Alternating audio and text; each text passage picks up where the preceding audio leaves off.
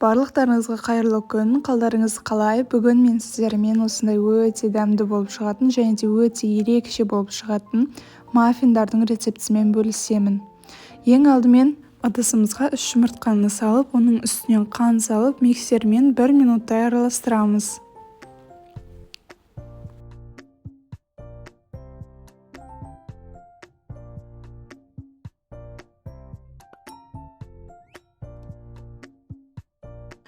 Араласқан массамыздың үстіне қаймақты, сұйық майды және де ерітілген сары майымызды саламыз. Сары майымызды біз комнатный температураға шейін суытып аламыз.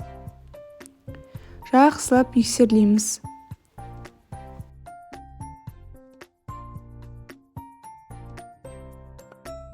Біздің сұйық массамыз дайын. Енді біз заранее ситыдан өткізілген ұнымызды осы массамызға қосамыз. Он мен разрыхлительді мен араластырып алдым. 2 бөлікке бөліп қосамыз. Жақсылап миксерлейміз.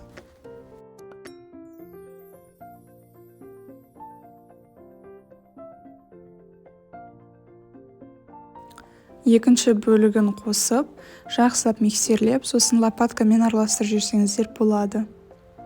Бізде қою қамыр шығу керек.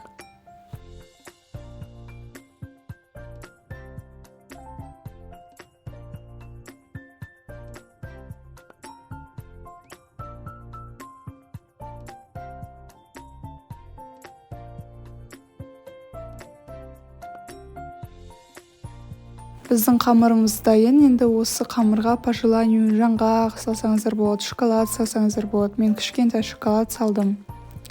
Жақсылап араластырып, ендігі кезекте біз по формам салатын боламыз. Менде осындай силиконовый формалар. Менде осы силиконовый формаларға тура осы қамыр 12 штук шықты ровно.